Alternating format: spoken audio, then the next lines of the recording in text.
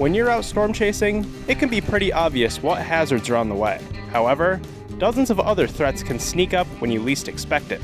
In this video, we're going to look at some of the sneaky hazards I've stumbled upon during my storm chases, the dangerous situations they've put me in, and the lessons I've learned. These are some sneaky storm chasing hazards. During my early years of chasing, I'd often find myself getting transfixed on the storm and not realizing what adjacent hazards were about to run me over. June 30th of 2019 demonstrated this dangerous behavior pretty well. There's the warning. As this storm approached, I was busy gawking at some of the best storm structure I've ever seen.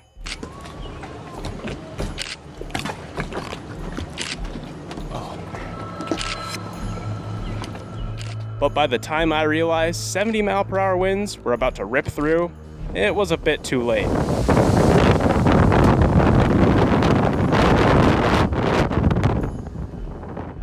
The video I captured was dramatic, but was it really worth standing in front of tree debris hurtling through the air at over 70 miles per hour? Not really. Over the years, I thought I had tamed my tendency to get tunnel vision while out chasing, but early last year, I had to deal with the same problem.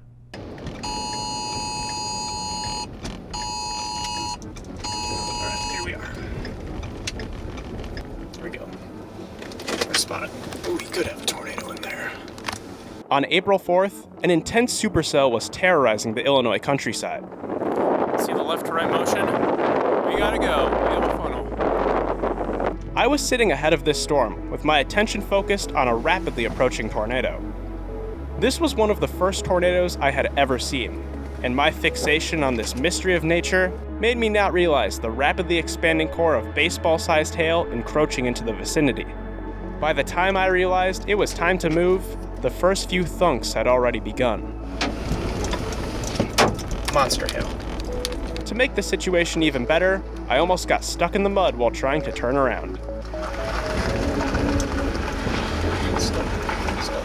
Luckily, I was able to move to a safer location. Reflecting on this day, and my encounter from 2019, made me realize that by the time I'm thinking, maybe I should get ready to go, the time to leave has already arrived. But what if your escape route is significantly slower than you expected? On June 10th of 2022, a surprise hailstorm fired up over a populated area during rush hour. And the rotating nature of this storm was making the chase even more tense. It looks like it's wrapping up right there. And also right there. It is trying to come down. When it came time to move to safety, I was having difficulty getting to my escape route due to the fleeing locals. So what could I have done to avoid being trapped in town like this? Well, first off, placing myself right in the center of town wasn't the best idea. When filming storms around populated areas, it's best to be extra proactive and get through town first before turning back to film the action. However, these roads can still pose some unexpected hazards that you need to keep in mind. In 2023, just outside of Martin, South Dakota, my dad and I were watching as a slow-moving storm was beginning to rotate just to our south. It's rotating a little bit. You can kind of see it. You can see this kind of going. Light rotation. Thing is, though, we have a merger going on, so this cell over here is kind of feeding into this one that can help spin it up.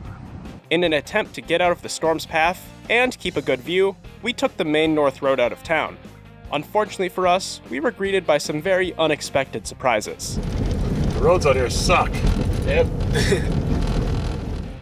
This storm was only moving 25 miles per hour, but the numerous potholes slowed us down to a crawl. To stay safe in moments when your escape route could be slower than expected, or even completely blocked, it's best to have 2 escape routes ready to go. Our secondary escape route on this day was to head back south into town and then turn to the east. By keeping multiple escape routes in mind, we were able to keep up with our storm while staying clear of its rotating region. But even the safest escape routes can have some potentially deadly threats. Driving in hazardous weather conditions, or even just commuting to the target areas, is commonly accepted as the most dangerous part of storm chasing. Out on the open road, you may encounter all sorts of surprises crossing in front of you, That deer. Jesus. drivers not paying attention, dude just casually running a red light, or trying to. Objects laying in the road, and many other potentially perilous threats. The best way to stay safe during your long commutes is to just take things slow.